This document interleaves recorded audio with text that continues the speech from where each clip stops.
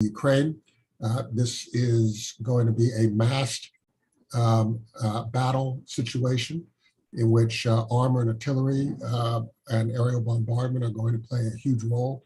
And what we have seen so far, the devastation that we've seen in Mariupol is likely to unfold in dozens of cities across eastern Ukraine. The brave Ukrainians have really done an amazing job, and we will, on this show, be covering some of that in the coming weeks. We'll also be covering some of the relief that is coming out of Poland, which is really heroically and so wonderfully stepped up to absorb 10% of its own population as refugees. Think of that. It's just an amazing, amazing act that we're seeing unfold out of Poland, an act of kindness, an act of support. And we want to make sure that we're covering this from a civil society perspective on this show. But now let's get this show on the road. And please do help us as we go forward. Your questions are always so much better than mine. Welcome to the Nonprofit Report, your update on nonprofit organizations, issues, and leaders. I'm your host, Mark Oppenheim. Today we're discussing Earth Day with leaders of two of the largest animal welfare and conservation organizations in the world. That includes special guests, Azzedine Downs, President and CEO of the International Fund for Animal Welfare, and Collin O'Mara, President and CEO of the National Wildlife Federation. A reminder to Zoom attendees that we will take 3 snap posts during the show and we'll announce results, and your questions submitted through the Q&A function at the bottom of your screen will be included in our discussion. So thank you both for joining us. It's wonderful to be there. I'm going to go to you, Azzedine, but just I'm going to set this up by saying that this Thursday marks the 52nd celebration of Earth Day, and with over 1 billion people in 193 countries showing their support for environmental protection, Earth Day is the world's largest secular holiday, something I just learned. So you are a caretaker of this earth, and we have, up until quite recently in human history, taken the earth for granted. It's an infinite resource. We've been able to exploit it. We've been able to extract from it. We've been able to live off of it. But we're beginning to get a true reckoning, understanding that the earth is finite. So let's get oriented on each of your missions, starting with you, Azzedine, on the International Fund for Animal Welfare, and then you, Collin, and then we're going to go back and we're going to talk about some of the larger issues, including what you're doing today. But Azzedine, could you give us a little orientation on the International Fund for Animal Welfare? Sure. So we were founded in 1969 up in Canada on the seal campaign to stop the killing of the baby seals. So right before the pandemic hit, 2019, we celebrated 50 years of working around the world. We work in 40 countries. And our focus really is on animals and people thriving together in the place that we call home, which is the planet.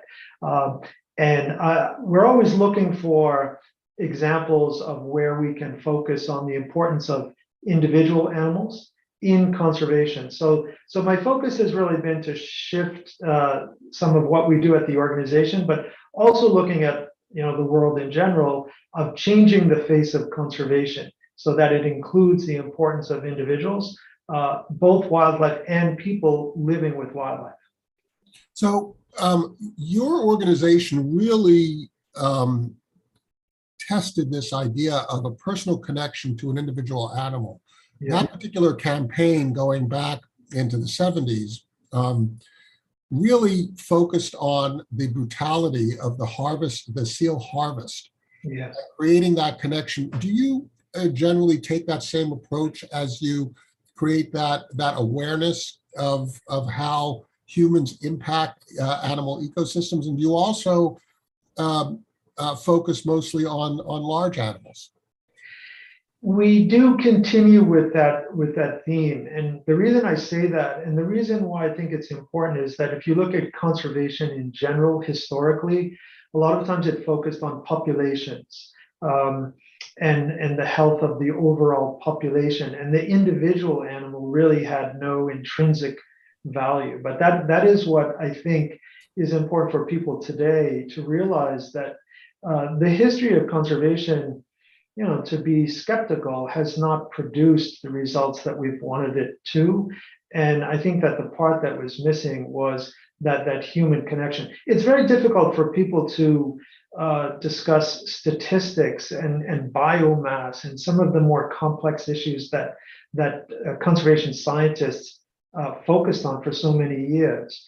And so that notion of the individual animal in conservation is something new. And I think that a lot of the mistakes that have been made, when you look at culling of elephants, for example, that they made enormous mistakes and they didn't take into consideration the dynamics of family groups, individuals within a population. One of the reasons why I asked Azzedine that question was to set you up, Collin, because your two organizations take different approaches, very complementary approaches. Talk a little bit about the approach that you take, because you're taking a whole ecosystem, flora, fauna. You're not just necessarily focused on that sort of animal or family group kind of. And I'm not trying to characterize Azzedine or put into a box what you're doing, but Collin's group takes a different and complementary approach. Talk a little bit about your approach, Collin. Yeah, no, thanks, Mark, and thanks for having me on today. And Azzedine, it's great to be with you as well. We were founded in the 1930s when folks across the country were concerned about wildlife populations, largely game animals, kind of falling off the landscape. And at that point we were down to maybe half a million white-tailed deer. You had wild turkeys have been kind of extirpated off a lot of the landscape. Duck population, particularly the wood ducks and black ducks, populations were at historically low levels. The bison already been shot off the plains. The passenger pigeons have been shot out of the sky. And so there was this recognition that we needed to have kind of scientific management and well-funded conservation to bring back a lot of wildlife species. But the connection was largely related to either meat or markets initially, as opposed to like the kind of the intrinsic value of nature itself. And I think the evolution of the Federation, as Azzedine said, for the bigger movement, is saying that we want all people to have a connection. Of course, we have millions of members that hunt and fish, and that's great. But we also have members that like to bird and garden, right? Like they just kind of go out and just kind of see the amazing reptiles and amphibians, or the amazing invertebrates, or maybe pollinators in their backyard. And the idea is to try to say that when we save wildlife, we save ourselves. That having healthy wildlife populations is not just important like intrinsically from a moral point of view. It's also important from even if you don't care about the intrinsic value of nature, the number of benefits that we derive by having healthy ecosystems and healthy wildlife populations can't be overstated. It's pollinators that pollinate the food that we eat. It's amazing vegetation that helps clean the water that we drink. It's all the amazing forests and grasslands that help clean the air that we all breathe. It's all the medicines that have been derived that we've learned from different species. And so trying to make this case that even though we're living in this incredibly technological age, that the way to kind of save society and save civilization in many ways is getting back to nature and protecting the amazing creatures and the biodiversity we've been blessed with. The thing that I think is so interesting about this is that you're both talking about human behavior. So you're talking about changing attitudes from being one of taking nature for granted, taking the abundance of the earth for granted, to an awareness and an appreciation that abundance is limited. I'm going to stay with you, Collin. In terms of the attitudes in the 30s. In the 30s, we were still on the cusp of plenty. We were going into the Great Depression, or we were in the Great Depression, and it became obvious at that point with the dust bowls that were blowing through those areas where poverty was resulting in the encroachment to the national parks as people were trying to harvest wood and animals for sustenance, that we had actually come to the end of the frontier, and we were beginning to cannibalize what remained. So talk a little bit about your programs, because when you look through your website and you start to see the prominence of educational resources, for example, and then the various programs that you have, you start to see a structure to create changes in human behaviors And it seems that the entire organization is really about changing how we encounter nature and to change our behaviors from being extractive to being additive. Collin, are you frozen? He seems to have been frozen. Azzedine, could you do Yeah, the same question and sure, answer sure. for International Fund? We're going to come back to you, Collin. Can you get me? You're on mute. I can. I'm so sorry about that. I caught the first half of the question. Kind of, I don't know if I annoyed the Russians somehow with some of the things I've been doing lately. Did you hear the question about changing human behaviors and how programs map to changing you? Why don't you take that and then we'll go over to Azzedine. Yeah, and I think we are. I think there are some parallels to the 30s in ways that we fully don't always appreciate. We had lost a lot of the topsoil because we had chopped down trees and kind of decimated grasslands and didn't have those natural systems that provided so much of the bounty that led to like the rise of the American economy in the previous decades. We had lost track of a lot of the indigenous knowledge that obviously kind of living in harmony with the land. I mean, so much that was lost in this kind of era of conquest, and this era of just kind of cutting down every natural resource as you're trying to grow the economy and build. And so today, I think it's a little different, but we're also seeing communities that are saying, look, I want to have healthy wetlands because the places that are able to withstand these horrible hurricanes and flood events and with greater resilience. The folks that have healthier forests don't have as many kind of mega fires that we're seeing kind of ravage the landscape. And so obviously there's implications for agriculture and ranching and for other kind of working lands. But I think folks are increasingly saying like by not having these systems, we're also harming ourselves.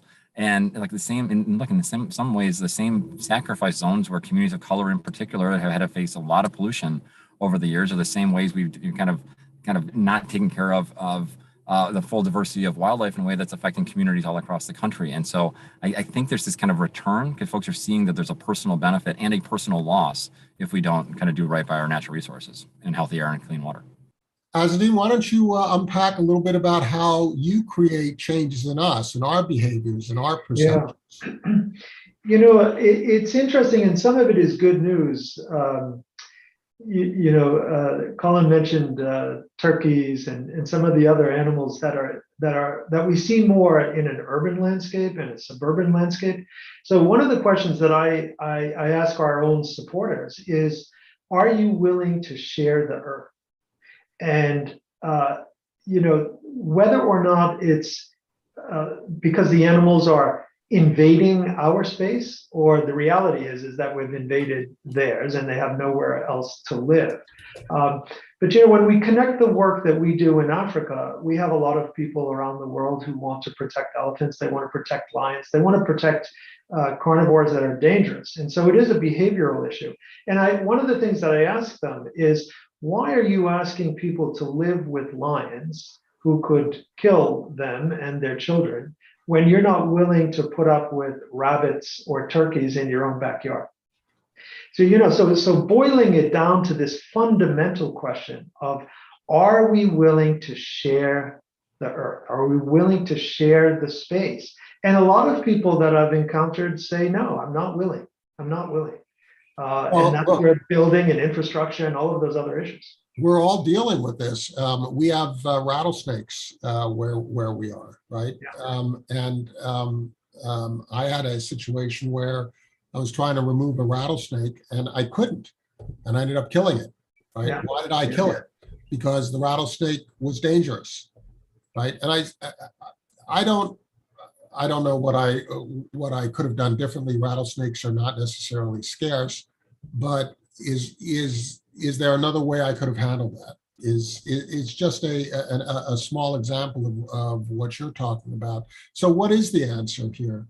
When we look at these issues of intersectionality, we kind of would have to constrain our own behaviors.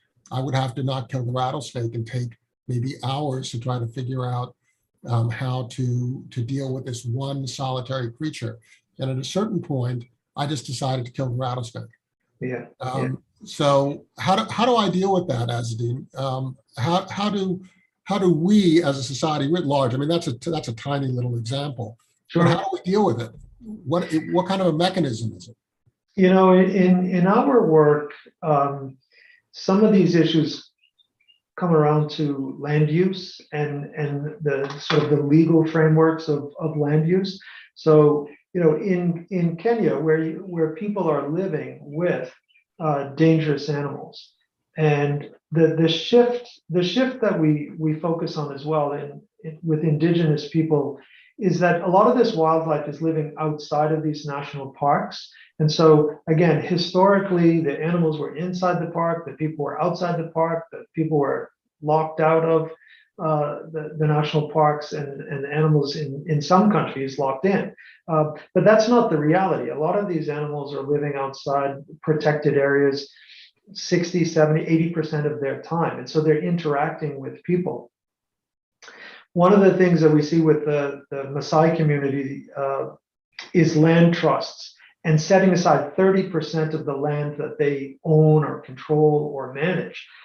And those spaces are left alone. And so it is a behavioral change of, are you willing to set aside that land? Are you willing to reinvigorate some of the learning and the indigenous learning that was historical, that had been lost? And there's issues of colonialism. But keeping people safe, I think in the States, and maybe Collin can talk more about this, but this issue of black bears coming in to areas where people live, mountain lions, you do have to change your behavior, and you have to be willing to share, and that means that you can't have all of the things that you want. So part of this is going to be some agreement that we're ceding to the collective government some authority.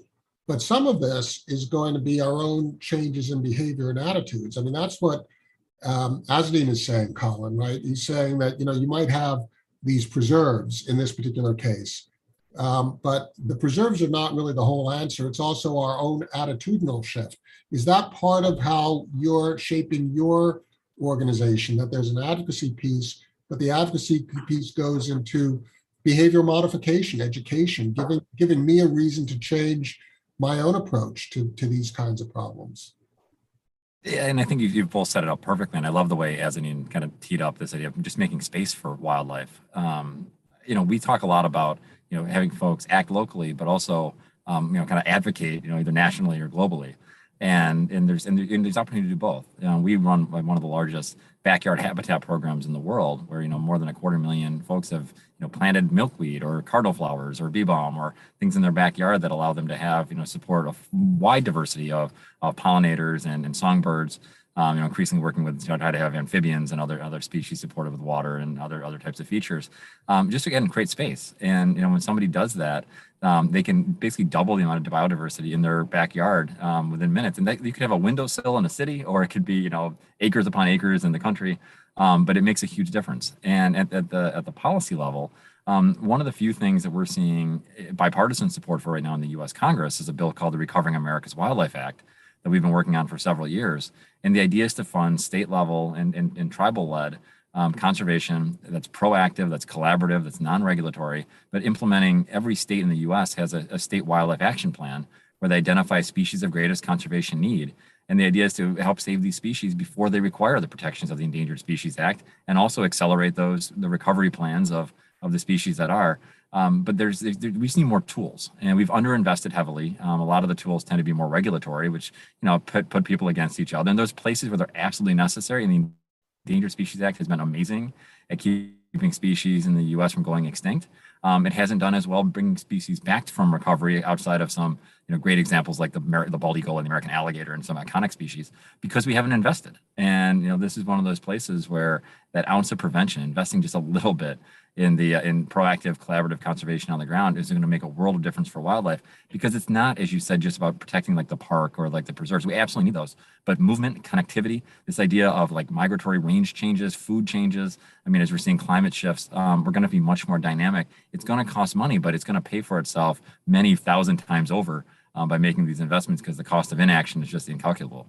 So you're also talking about very little acts and very large acts combined.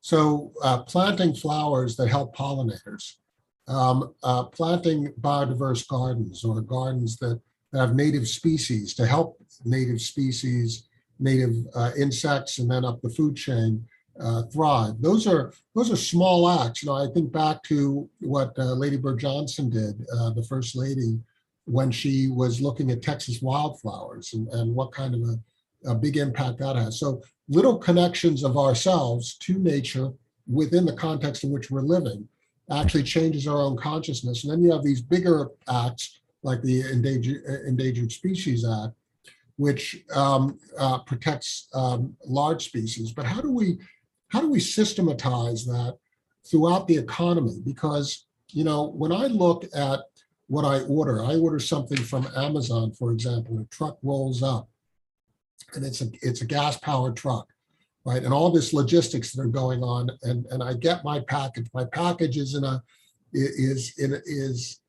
placed in an envelope, which is placed in plastic, which is placed in a box, which is placed in a bigger box with paper around it and plastic tape around it and so on. And then I think about where that all is coming from. Trees are being chopped down for the paper, plastic, oil is being used to make the plastic. That all goes into the ecosystem. How do I change all those little acts that are coming in that are going to have the impact that I do not want it to have? How do I start to think about this in a way that connects those dots together? Azzedine, you have other organizations that have a slightly different message, but until I change my behavior, all of you are just burning money, and you're not affecting the person who's actually creating the problem. So how do you do this? Do you get me to volunteer? Do you get me engaged in your organization in some way so that I start to become much more familiar with the downstream impacts of my own behavior? In our work, we focus a lot on behavioral change. China was a great driver of a lot of the things that you're talking about, including, ivory, rhino horn, pangolin scales, all of these things that wind up killing wildlife and then hurting the environment. So you get a little vial of something, and it turns out to be a dust from a rhino horn, for example. That's right. Yeah. So that's all you see. Yeah. No, and crazy things that rhino horn cures cancer. So, and I hear this from government officials, ministers. So, we do a lot of public awareness campaigns in China, and we've seen that 80% of the people who were buying ivory, for example, thought that teeth fall out, that the tusk falls out. Once we were able to get across to them that you're actually killing the animal, the number of people who responded to that poll said, dropped to about 36% of the people who said they would do it. But things that very small things like plastic, I would say that, given what we do and in the United States, but around the world, if everyone could take one step to use less plastic and look at all of the ways that you use it and eliminate it, because it is so destructive to marine life. I lived in Yemen for years. If every tree that you could see as you passed by was filled with plastic. So I've lived in places that you see the impact, as opposed to many of us live in very beautiful places and people are clean and they try to clean those things up. But there are things that you can take action on immediately. And just to finish quickly, the issue of investing in conservation and in saving the planet. The private sector and the insurance companies and the central banks are moving, whether or not people want them to move or not, or whether companies want them to move or not, they are moving towards a point where they'll no longer insure business investments if there's not some mitigation for climate change done. So that is what that as well, Collin. That are you seeing that kind of motion? We just finished a couple polls. The first poll showed that 60% of people are going to be celebrating Earth Day in some way, or recognizing Earth Day in some way. which is really interesting. Although we have a select audience, that 60% number is interesting. The other thing that is also very interesting and kind of unexpected, we asked what are the priorities in your conservation efforts, and we gave people a lot of different choices. The one that got 83% was the largest category, which is preserving ecosystems. And by reducing deforestation, coastal development, and so on and so forth, it's the largest category. That 83% saw that these large categories merited attention, and not just specific issues that relate to them or where they live. That's also interesting. Are you seeing the trend that Azzedine sees, that maybe in the banking system, in the financial systems, in our economy, people are shifting? Because I'm not sure that I'm seeing it to the extent that Azzedine and his optimism seems to see it. How do you see it, Collin? I mean, I think we're heading in the right direction, and we still have ways to go. And we've been kind of presented this false choice between, was it systemic change or is it individual action, for years. And there's been a lot of corporate money trying to say it's your fault, for not recycling, as opposed to getting at the source reduction that would reduce the amount of pollution in the system in the first place. But we're at a point now where we need all of it, right? We need conscientious investors. We need, folks thinking about the downstream consequences of their investments, of their business decisions, because the extinction's forever, and there's not a way to kind of turn back. And I think folks are, so I think there's heightened awareness. I still think, we're, even in the last few months, and obviously living through a pandemic that, likely had a zoonotic kind of initial touch point that led to the disease kind of causing this kind of global chaos.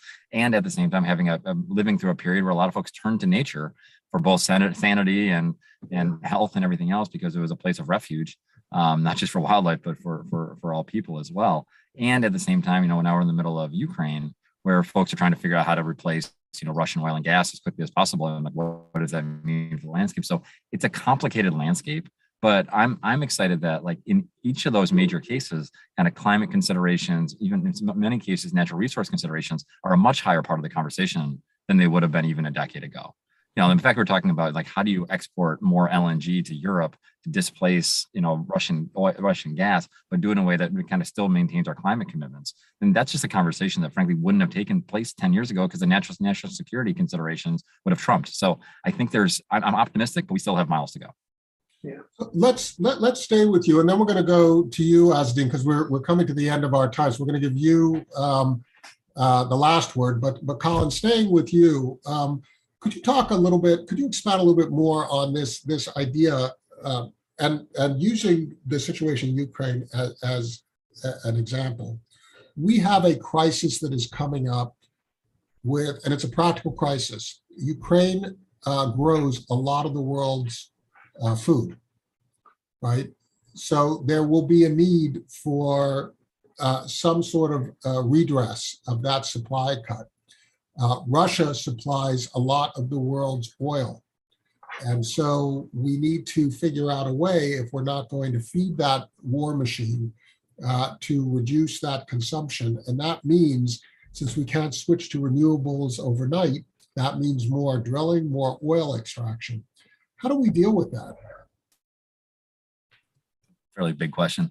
I think at the end of the day, I think folks are increasingly understanding how connected we are with these global supply chains.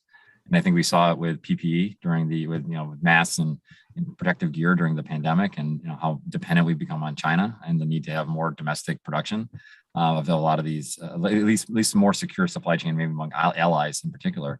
And in the energy side, now seeing the weaponization, and we should have learned this lesson after 9/11, that energy was being weaponized to kind of fund terrorism in that period. And now obviously we're seeing it to fuel, the most horrific kind of war in the European theater in 70 years.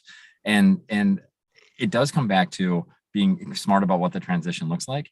I think the faster we are electrifying, and the faster we're moving towards, clean energy, the better. And at the same time, being realistic that if you're going to be, asking folks to switch energy source and things like that, it's got to be affordable, it's got to be reliable, it's got to be hopefully moving cleaner, and having more technologies that are hopefully innovated in the US being exported around the world. It's a huge opportunity. But I do worry, to your point, that we see a kind of a dichotomy in the politics where you have, kind of one saying just drill, baby, drill, and the other side saying like just jump to renewables.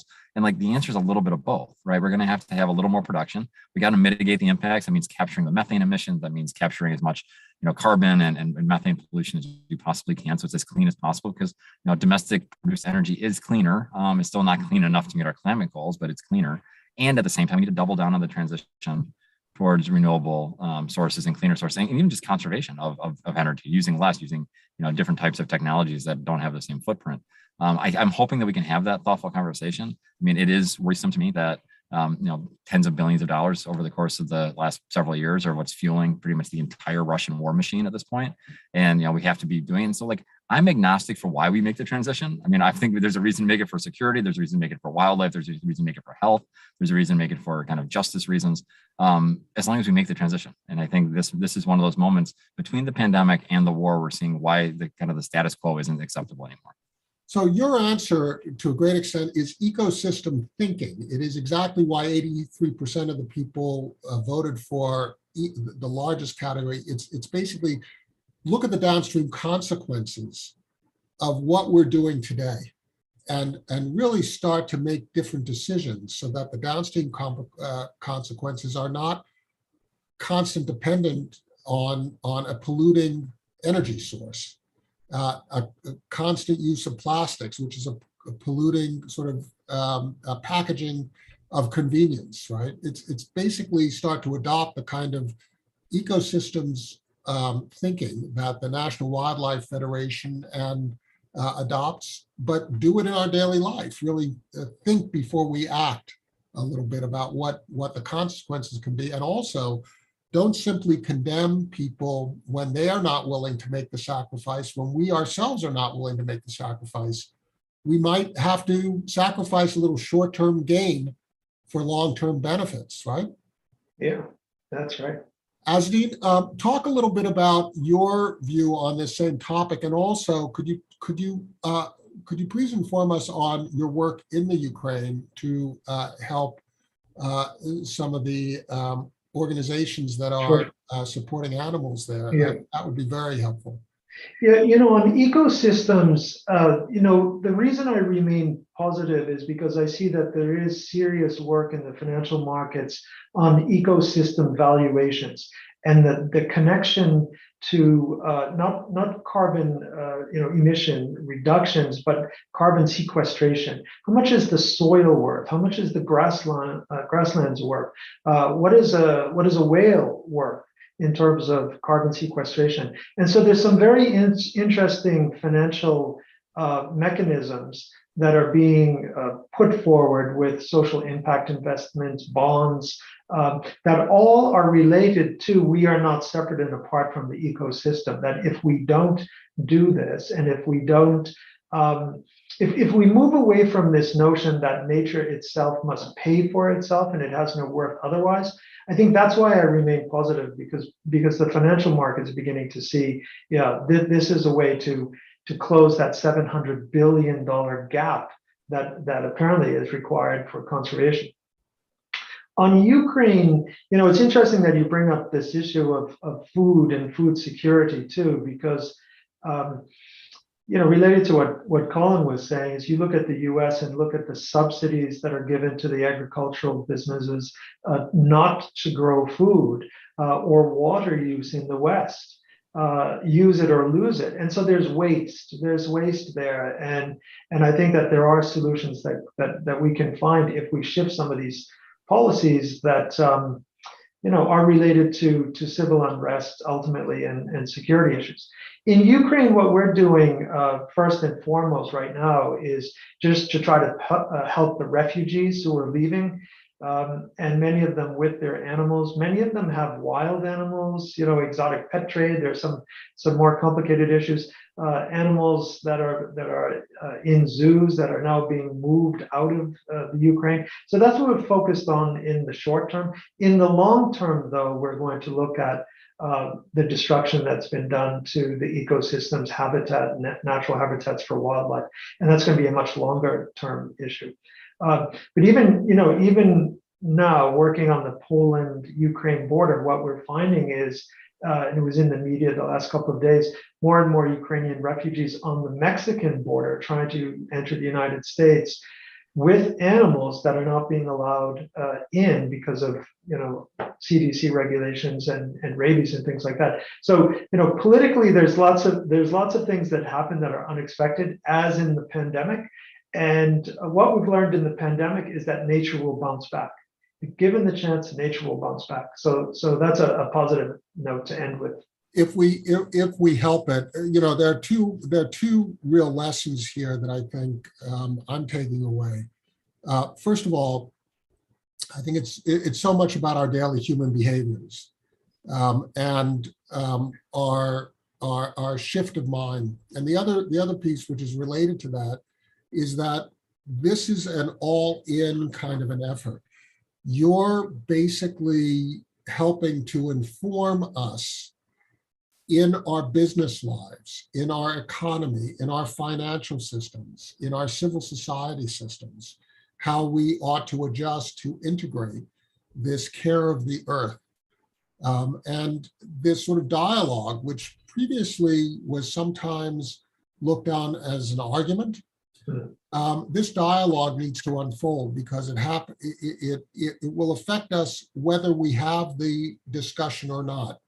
If I am a farmer, it's going to affect us in terms of availability of water in the West. Or if I'm living in a wildfire area, there might be fires in certain places. It might be difficult for me to, as a hunter, find the game that I'm looking for. If we don't take care of the ecosystems, no matter where we are, it's going to affect us. So we really have to start thinking about this very holistically. Azzedine Downs, President and CEO of the International Fund for Animal Welfare, Collin O'Mara, President and CEO of the National Wildlife Federation. Thank you so much for taking this conversation and broadening it to this extent.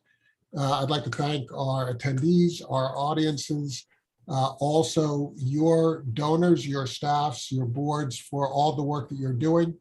We are going to, on Thursday, be discussing another very important topic, which has affected us in the United States so dramatically, gun violence, particularly in schools. So please join us for that on Thursday. Everybody stay safe and stay healthy. Take care. Thank you so much. Thank you. Bye.